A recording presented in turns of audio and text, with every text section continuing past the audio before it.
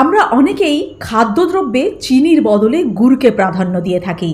মনে করি গুড় খেলে কোনো রকম শরীরে কোনো সমস্যাই তৈরি হবে না, তাই যথেচ্ছ পরিমাণে আমরা গুড় সেবন করি।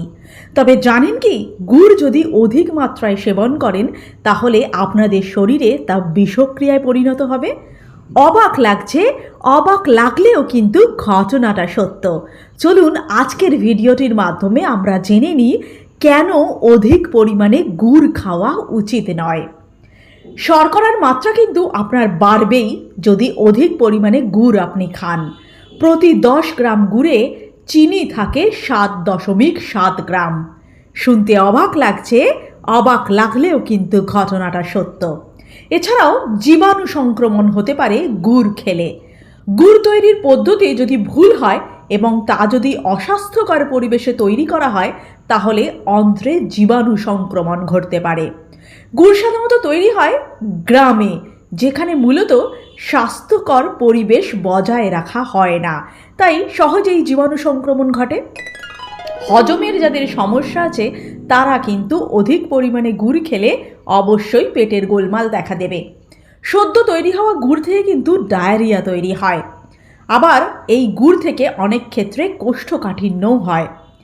গুড় কিন্তু প্রক্রিয়াজাত নয়, তাই এতে প্রচুর পরিমাণে সুক্রোজ থাকে।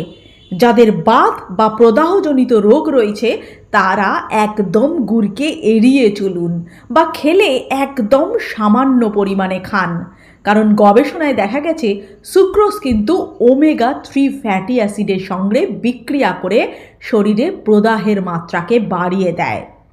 মাছ এবং গুড় কখনোই একসঙ্গে খাবেন না। আলসারেটিভ কোলাইটিসের ক্ষেত্রে পরিপাকতন্ত্রে আলসারের সমস্যা যাদের আছে তারা একদমই গুড় খাবেন না। মনে রাখবেন, গুড়ের ভেতর কিন্তু রাসায়নিক পদার্থ খুব সহজেই মিশে যায়, যা আপনার স্বাস্থ্যের জন্য কিন্তু অত্যন্ত ক্ষতিকারক। তাই শরীরকে সুস্থ রাখতে অবশ্যই গুড় কম খান। 100 গ্রাম গুড়ে 385 ক্যালোরি থাকে।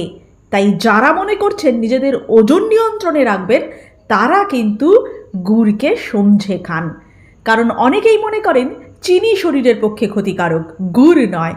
কিন্তু গুড়ও কিন্তু শরীরের পক্ষে ঠিক ততটাই ক্ষতিকারক। তাই গুড় খেলেও তা অতি সামান্য পরিমাণেই সেবন করুন।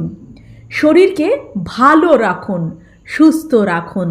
পিঠে পার্বণের দিনে অবশ্যই নলেন গুড়ের পিঠে পায়েস খান, তবে তা কিন্তু অবশ্যই নির্দিষ্ট পরিমাণে।